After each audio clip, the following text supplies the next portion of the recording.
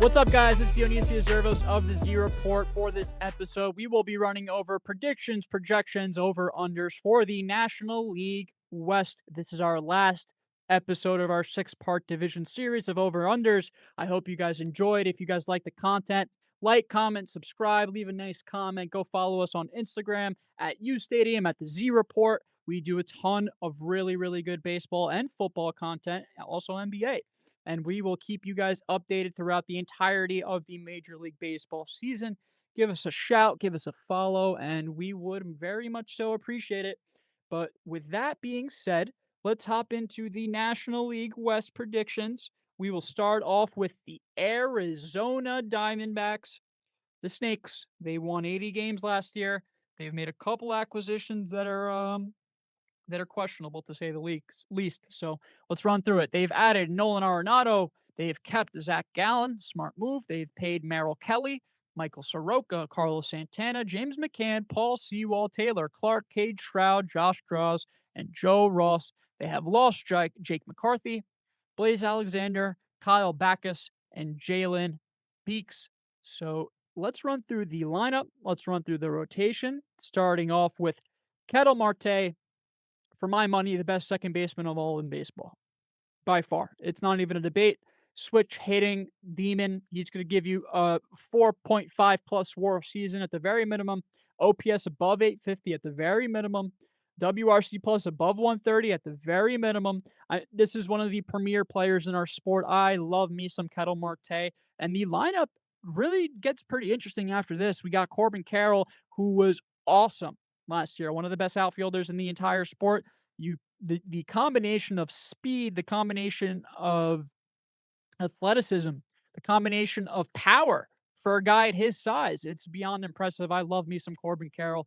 Great player. I would take him in my outfield for any team that I was in charge of any day of the week. Followed by Geraldo Perdomo, a fantastic shortstop, a switch hitting shortstop, something that is very, very sought after in the major leagues today.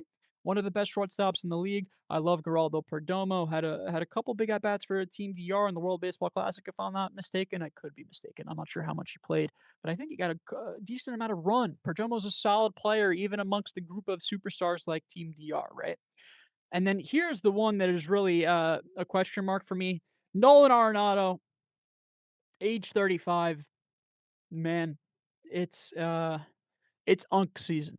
That's all I gotta say. It is Unk season. There's no way that Nolan Arenado, after the season he had last year, should be in this lineup. They have him down for about 2 WAR, a 96 WRC plus, a 700 OPS, 713 OPS to be exact. I don't love it. I don't love that bat being your fourth cleanup hitter. I'm sure this will change dramatically because he's followed by Gabriel Moreno, who I think is a much smarter and just overall better hitter, has a better approach to the plate, at least at this point in his career. That'll probably switch over the course of the season. Pavin Smith, Carlos Santana, another switch hitter in the lineup, right? So these guys have, three dudes, three switch hitting options that give them a ton of versatility. It makes it hard to strategize around them in a close game, which arms you got to bring in, XYZ. Followed by Alec Thomas, a guy that, has been solid, a solid outfielder, a great defensive outfielder, someone that you want to have playing defense for you in center field, but he's at the bottom of that lineup for a reason. Let's be very honest about it. Followed by Jordan Lawler. It's a good defensive outfield they got out there, man. Between Thomas, Lawler, Carroll, I like all three of those guys. Let's hop into the rotation, of course. Zach Gallen, Ryan Nelson, Erod, who was lights the F out against Team USA in the championship game for Team Venezuela. Is he gonna have a big year this year? Is he gonna bounce back? I mean, that was a very underrated free agent signing, in my opinion, in the winter of 2023 for the Arizona Diamondbacks. I really, really like Erod. He's a solid player. Fangraphs has him projected for a 4.22 ERA over 130 innings pitched. I think he clearly surpasses both of those marks. And I really like the 1, 2, 3 is Zach Gallen, Ryan Nelson, Eduardo Rodriguez. After that, slightly questionable, right? Maybe a little bit more than questionable. Mike Soroka, who the hell knows? Like, who the hell knows what you're getting from Mike Soroka? It's crazy at this point. They're projecting him to have the most K per nine, but also the least amount of innings pitched in this rotation, followed by Brandon Pfaadt, who's another guy that is just right? Like, maybe we'll surpass 150 innings. If you get a 4 ERA out of him, I would consider that a success. So not necessarily cooking with the rotation, but the lineup is top tier. I love it. A couple. I don't even want to say holes. Yeah, I mean, you could poke a Pavin Smith, I guess, if you wanted to. That's really, you could. Carlos Santana is 40 years old, so if you wanted to, you could take a couple shots at the lineup. The rotation, will it be good enough to put up over 79.5 wins? Can the Diamondbacks win 80 games with this talent on their team? I'm looking at their bullpen right now. Sewald, Clark, they just got Loizaga. Hoffman, Andrew Hoffman, of course, is still here. Uh, Listen, guys, they're still waiting on Lourdes Gurriel Jr. They're obviously waiting on Corbin Burns. What's the deal with that? Is he going to be back in the middle of the year? Merrill Kelly has, he's a guy that's suffered from back tightness, and he's going to be on the IL to start the season. So a couple of question marks there. Uh, you know, like, are there? There's yes, of course. Ryan Waldschmidt, their top prospect. He was on the spring training list for the Diamondbacks as well, or the spring training invite.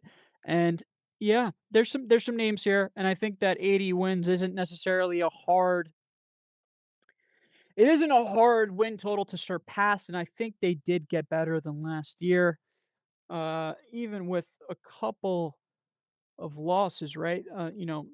But really nothing, right? Like McCarthy, Blaze Alexander, Backus didn't really lose all that much. Kind of added a decent amount though. I think the D-backs will be a solid team this year. I don't know if they'll make the playoffs, and I think competing in that division is just a hellhole, right? It's so difficult. They won 80 games last year. Zips has them at 81. The line is at 79.5, and I tend to agree with Zips here. I think they're going to be an 81, 82 win team. I will take the over. The lines are both even, 115 for each. So, take your pick, I guess. It's a coin flip. But if I had to guess, I think there's enough talent on this team, especially in the lineup, man. I love the lineup. Maybe I don't love the entire lineup, but I love 3 to 4 guys in that lineup. I think they'll all have big seasons. Giving the D-backs over 79.5 wins, I think that's a pretty safe one. We'll hop on over to the dreaded, absolutely dreaded Colorado Rockies. I mean, this will be the worst team in baseball in 2026 without a doubt. That is one of the lowest over/under win totals I have ever seen. It's even lower than the Chicago White Sox. 55.5 wins. Guys, it is so hard in the modern era to not win 50 games, to not win more than 55.5 games. Man, I think that would be even more impressive than them winning like if they somehow won more than 55, I don't like going under would be more impressive than them going over in my opinion cuz 55.5 is abysmally low. But once again, we know what division they play in, we know the rest of their teams in the division and who they beat up on. It's the Colorado Rockies. Let's run through who they added, who they lost. Uh, nothing crazy significant. They've acquired Willie Castro, Michael Lorenzen, Jose Quintana, who, man, that's also Unk at this point. Tomoyuko Sugano, Jake McCarthy, Edward Julian, Pearson. Oh, they've lost Orlando Arcia, Michael Toglia, Kyle Farmer, Angel Chevelli, and Yerman Marquez. Wow, forgot about Yerman Marquez. It's been a while, huh? So let's run through this lineup and rotation real quick. I'm not going to waste time with this one just because we know what we're getting into. But although I do think it'll be close, like their actual win total compared to the over under line, it will be definitely close. Of course, they have Ethan Holiday in the wings, getting ready to get crawled up. 18 years old, prospect, stud. The Holiday family legacy continues in Colorado. We'll see exactly what happens with that, but let me read you that lineup real quickly. And yeah, okay.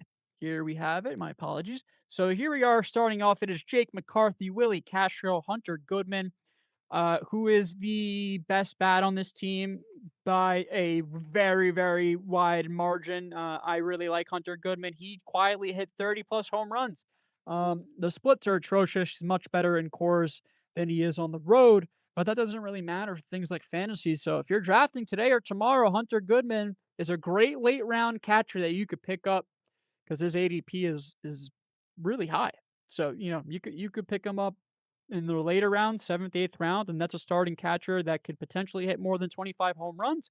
Some solid defense. I like Hunter Goodman a lot. Great player. After that, though, it's rough. Mickey Moniak, who has failed tremendously in every opportunity given to him by the Philadelphia Phillies. Ezekiel Tovar, I can't believe he's still playing. Excuse me. It's not that I can't believe he's still playing. I can't believe he's batting 5th in a Major League Baseball lineup. The numbers are just, outside of the defense, like, this is, you know, bare bones offense at best. Like, maybe we'll scratch an 80 plus WRC plus. Maybe we'll have an OPS above 700. I don't like the way that Ezekiel Tovar projects into this season. Jordan Beck, TJ Rumfield, Brenton Doyle, Edward Julian, the pride of Team Canada, of course. And let's hop into this rotation that is going to give up maybe a major league record home run year. I mean, Kyle Freeland being the top of your rotation. Guys, this is bad. There's no way. I can't possibly try and convince you they're going over this win total. I really can't. It's 55.5 wins, and I think they'll be worse than it somehow. This rotation is brutal. This is who you got.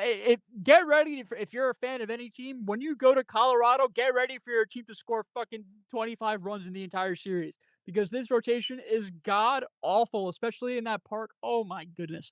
Michael Lorenzen is 35 years old. Jose Quintana, 37 years old. Tomoyuki Sugano, 36 years old. Kyle Freeland, 33 years old. The young, oh no, Kyle Freeland's actually 30, yeah, 33 years old. And that's the youngest arm they have in this entire rotation outside of Feltner, who's also 30. Lorenzen is 34. Lorenzen is probably the only pitcher I really like in this rotation, and still, you know, doesn't really have he's not a K per nine guy. He's not someone that's striking people out, more of a crafty pitcher. Doesn't really have a lot of dominant stuff he's gonna blow you away with.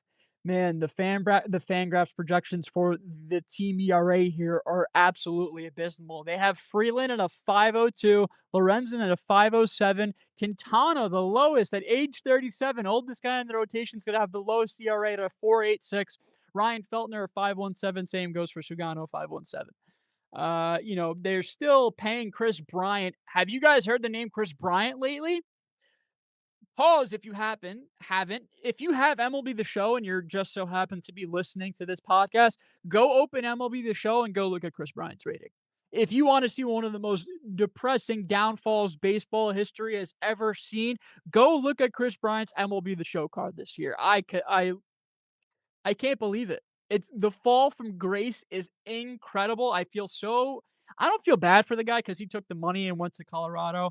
He kind of had no other option. I think Colorado gave him the most money at the time. But it's another injury. He's on the 60-day IL. He has lumbar degenerative disc disease. I believe that sounds like a lower back injury, which is the worst injury in baseball by far. You need your lower back to do just about everything. There's a couple injured pitchers as well. McCade, Brown, Pearson. Oh, no one that's making enough of a difference to improve this rotation whatsoever. Obviously, McCade, Brown in 2025, he was their fifth ranked prospect. We'll see. Are we getting Ethan Holiday? Are we getting Charlie Condon in the Rockies for playing for the Rockies this year? Who knows? The way they run their organization is so ass backwards that I think expecting any of that is wishful thinking. Like I said, I keep saying wishful thinking, but it really is because I don't the way this team is run is so god awful. So getting back to the win total at over under 55 and a half, man, they won 43 last year. Zips has them at 61. I, I gotta go over, but I don't feel good about it whatsoever. I really don't. If anyone was to go under, it would be the Rockies. I just don't think they will. I mean, I know they will be that bad, but man, the difference between 65 and a half and 60 wins is it's so minuscule for a team that has this shitty talent. I'm not. I lean over for some weird reason. When I see lines this low, I think to myself, this team can't possibly be this bad. But then I look at everything on paper, and man, it really is this bad, especially the rotation. I have no idea what happens if even like if Quintana goes down with an injury, they could easily go under. But I don't know. Let's pray that this lineup can somehow score a shit ton of runs and cores and win a weird amount of games. I like the over here. It's minus 115. Let me rephrase that. I don't like the over. If I had to pick something or lean towards something, it would be the over. So yeah, let's take it over 55.5 wins for the Rockies. But that'll bring us to the dominant, the back-to-back reigning World Series champion, Los Angeles Dodgers. Guys, this is the rich get richer. To put it quite simply, the rich get richer. Let's run through their acquisitions. Let's run through who they've lost. Because this is, I mean, you guys are going to laugh when you hear this stuff, right? They've added Kyle Tucker. But let me repeat that again. They have added Kyle Tucker, the team that won 93 games last year, won the World Series last year and the year before that, won 100 and however many games in 2022 just to lose to the Padres. Yeah, that team just added one of the best outfielders in the game, 4-year deal. And guess what? If you thought that wasn't enough, they also stole the Mets closer and one of the best closers in baseball, Edwin Diaz, 3-year deal. I talked about the stupid trumpets in one of my other videos.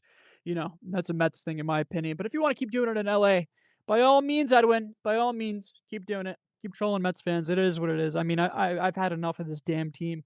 We're gonna get to the point where after this year, if they win a championship, if they go back to back to back, it'll be the sole reason. It'll be the number one example that owners of smaller market teams look at a salary cap and say, "Yeah, man, we have to do it." And how could you blame them? How could you blame them when the Dodgers are signing all this talent? The problem is that every other team can sign this talent as well. The Dodgers just have a monopoly on free agency. Why would you not want to go for a team that will, one, compete for a World Series, two, is 90 and sunny every single day, three, has some of the most beautiful women you will ever see, four, famous people all over the place, five, some of the best restaurants in the entire world, Michelin star, whatever you want to call it. I mean, Los Angeles has it all, guys. The other superstars in town, the Rams, Matt Stafford, Puka Nacua, there are names all over the place. Luka Doncic, LeBron James, and now Kyle Tucker and Edwin Diaz. Los Angeles is the city of stars, the city of angels, right?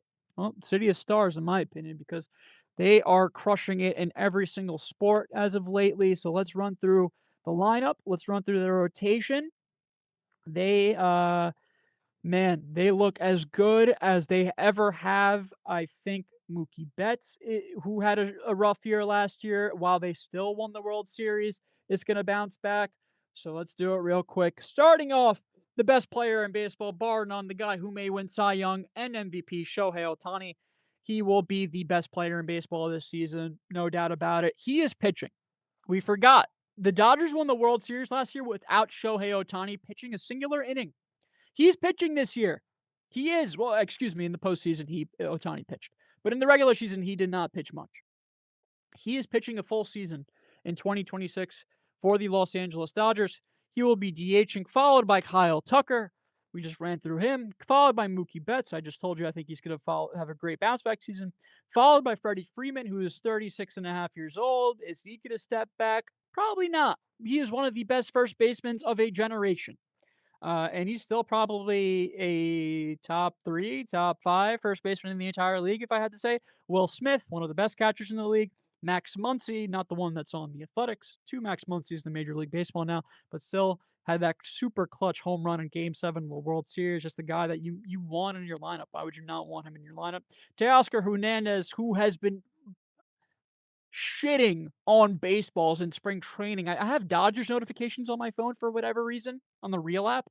And the amount of Teoscar Hernandez home run, RBI, double notifications that I get for spring training have been off the charts. I don't know if the numbers reflect that. I'm sure they do because the amount of times I've seen his name this spring is astronomical. It really is. Page is, not not a fantastic bat by any stretch of the imagination, but doesn't strike out a ton and is going to give you elite center field defense. Followed by Alex Freeland, and then we'll hop into the rotation, which of course will have Shohei Ohtani in it. Yoshinobu Yamamoto, we know what he can do in the big moments. Emmett Sheehan, who is my sleeper pitcher just in general for the entire season. I think Emmett Sheehan has a potential to be just as good as Nolan McLean, if not better. The guy's stuff is unreal, and he's young, 26 years old. He's a stud. Followed by Tyler Glasnow, who we already know is in big games a great pitcher, someone that you can constantly rely on. Of course, waiting for Blake Snell to return from the IL. So those are six aces. Like, I'm not even gonna like, and maybe Emmett Sheehan isn't an ace yet. He could potentially become one. But outside of that, Yamamoto, Glasnow, Sasaki, Ohtani, Snell.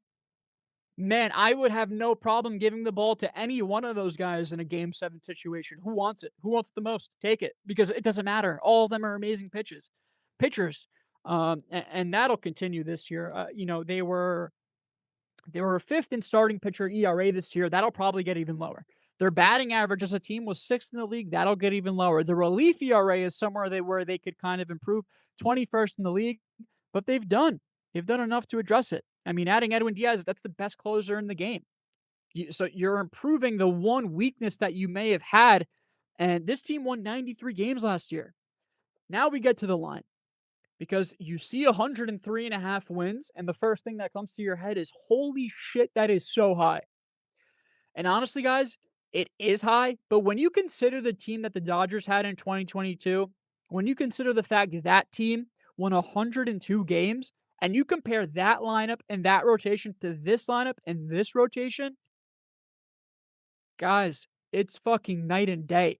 The Dodgers are going to run through baseball this year. It will not even be close. You could put the ring on their finger from right now. I am calling it. The Los Angeles Dodgers will win the 2026 World Series. It's not a bold prediction, it's just the truth.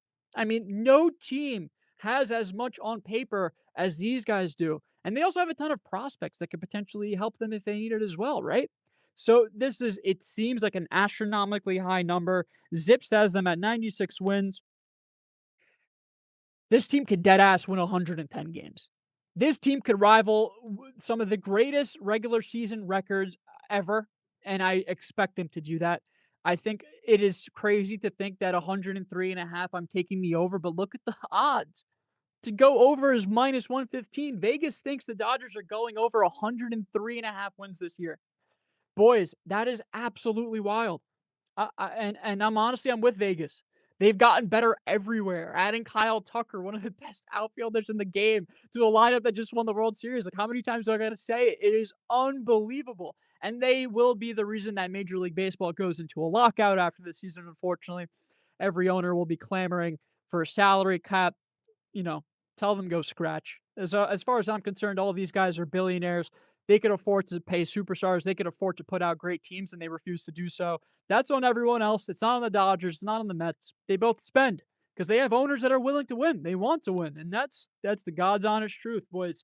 The Dodgers are primed to run this shit back, win another championship. Their third in a row hasn't been done since the Yankees in the 90s. I believe they will do it. We haven't had back-to-back champions in a long time, since the early 2000s, right? So they are back-to-back champions. They were the first ones to do it since that Yankees team, and I believe they will be the first ones to three-peat as well. They have been phenomenal in these past couple of seasons. They, say whatever you want about Dave Roberts. He makes the correct decision sometimes. He makes the wrong ones. Who cares? This team is so freaking stacked they could get around any mistake that Dave Roberts may make. So yeah, boys, I'm going over. As crazy as it is to say, I am taking the over on the Dodgers at 103 and a half wins. Man, it's wild. It's wild how good they are. But let's hop on over to the San Diego Padres because they got a lot going on as well. Let's run through their acquisitions and subtractions real quickly. Let me pull it up. Excuse me, boys. Okay. That's weird. Why isn't it coming? Okay, there we go. Notable acquisition: starting pitcher Michael King, Infielder Sung Mung what I'm not even gonna I don't you know, don't call me racist or something. Don't do that shit. Don't do that. I'm not good at pronouncing names, guys. Please don't. Sung Mun Sung. Bang. Count that one. And one. Miguel Andujar, Kyle Hart, Kyle Adcock, Dazen Acosta, Tristan McKenzie, Griffin Canning, Nick Castellanos, Ty France, German Marquez, Rockies legend, and Walker Bueller. They have lost Dylan Cease, Luis Arias, Robert Suarez, and Ryan O'Hearn. Arias, of course, a guy that's been on that Padres team for so damn long. He was a total change of scenery guy. People hate on him all you want, but I mean, he came alive in the World Baseball Classic. I like Luis Arias. I've always liked Luis Arias. I think that he's just a straight up contact guy, and he'll have a good year for the Giants this year. If I had to guess, I think he's a solid player. But they've lost. We just went over who they lost. He's Arias, Suarez. Okay, so let's run through the lineup real quick, and then we'll hop on over to the rotation. Uh, Losing Robert Suarez as well. Sorry. Uh, yes, losing Robert Suarez to the Braves. That's a big one. People won't mention that, but he was one of their best relievers last year. Padres last year were sixth in batting average, fifth in team ERA. Excuse me. They were seventh in batting average, 16th in ERA. So the pitching is really something that needed to improve for them to take it to the next level this year. But when you're playing in a division with a team as good as the Dodgers, can't really do much.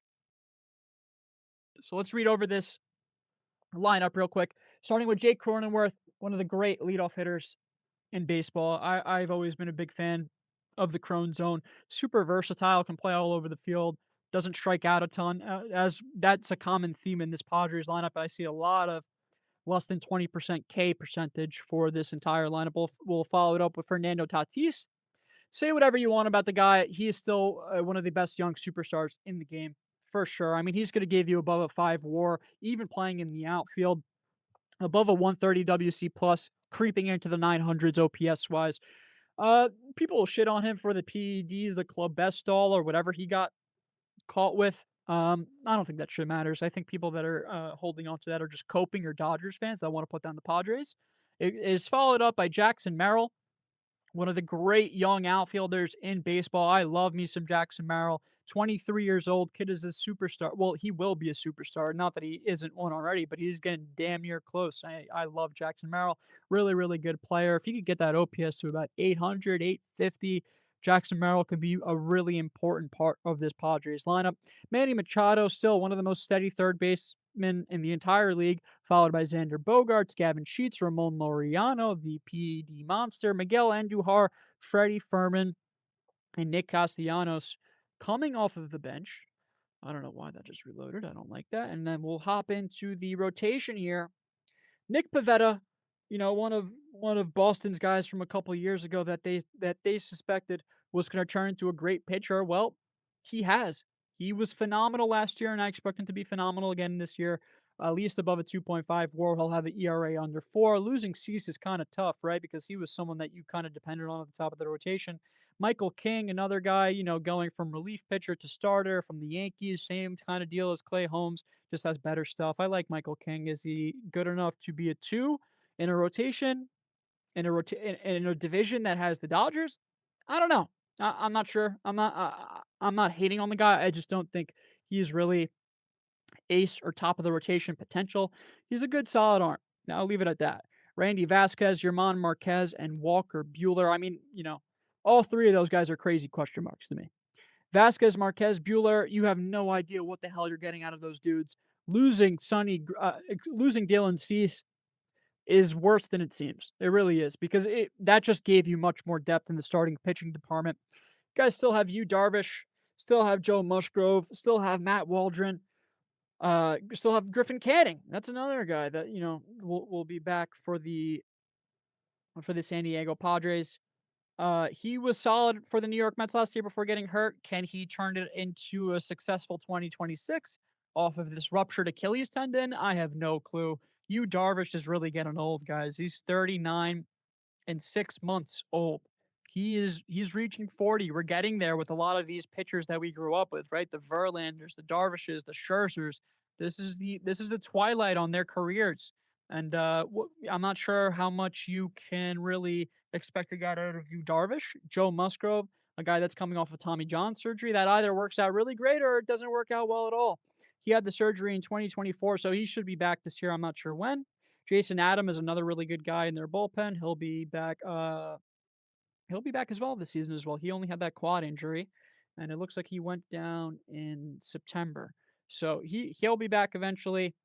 And, that's about it from a we could go into the bullpen a little bit too. A couple great arms that I really like.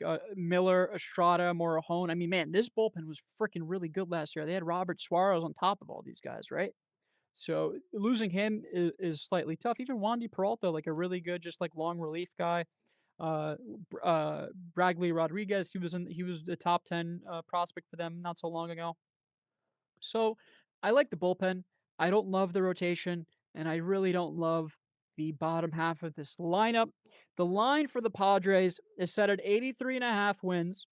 Seems kind of low, but from where they were last year on 90, Zips has them at exactly 83 wins. I'm going under here. I don't see a path for the Padres to really turn into a 90 win National League West competing team. I don't see it. I think the bottom half of that lineup from Sheets, Loriano, Andujar, and Freddie Furman, like Miguel Andujar, cannot be your starting DH for a team that's trying to win a World Series. There's no way that could possibly be. Just for that reason alone, it has to be under for me. I'm going under 83.5 wins. But yeah, I'm going under for the Padres. So let's hop on to the San Francisco Giants, the last team of our entire run through. We've made it all through all teams in Major League Baseball. We will finish it off with the San Francisco Giants. The San Francisco Giants projected lineup and projected rotation. I will read them for you quickly before I do that though. Let's run through who they've added and who they've lost. Let's do it real quickly because I'm in a bit of a rush. They've added Harrison Bader, Luis Arias, Tyler Mahle, Adrian Hauser, Foley, Brennan, Joey Lucchesi, Mets legend, and they've lost Justin Verlander and Andrew Knizner. Their lineup consists of Luis Arias, Matt Chapman, Rafael Devers, Heliot Ramos, Jung-Hoo Lee, Willie Adames, Yerrar Encarnacion, Harrison Bader, Patrick Bailey. Just reading that very quickly, I love this lineup. I think this is one of the most underrated lineups in baseball. They will be better than the Padres this year. I put money on that. I also think this starting rotation is not half bad. Logan Webb, we'll see him against the Yankees tomorrow night, Wednesday night against Max Fried. That'll be a great pitching matchup. Robbie Ray, complete innings eater. Guy had 180 innings pitched last year. People don't realize that. A bit old, 34 and a half years old, so we're getting there in age. Tyler Mahle, another solid guy that the Reds were banking on all for I'm sorry, not the Reds, that the Rangers were banking on for a while, and he delivered for them. I like Tyler Mahle. Adrian Hauser, a guy that the Mets thought they could turn around, weren't really able to do it. Landon Roop, no, nothing really crazy there. Bullpen, a couple guys I'm not really fans of. Jose Budo did okay for in the World Baseball Classic. We'll see what happens there. And Ryan Walker. So the bullpen is very definitely questionable, but all those things considered, the line being set at 80.5 wins, it is low, and I do love the lineup, and I love a couple of their arms between Webb, Ray, Mahle. I think that's enough. If you can make a trade at the trade deadline, Buster Posey has been extremely aggressive with his Giants team. I love it, boys. I think that the Giants will easily go over 80.5 wins. The over is at -110. I think this is, another one of those really, really solid ones. And that will be it for the National League West this season. That is the projections, previews, over unders for every single team in Major League Baseball. I hope you guys enjoyed all 6 episodes. I will be getting these out as soon as I possibly can. Like, comment, subscribe. Let us know how you feel. Let us know if we missed anything, if we made any mistakes. I'm always open to ideas to making this a better show for you guys. At the end of the day, this is what I do it for.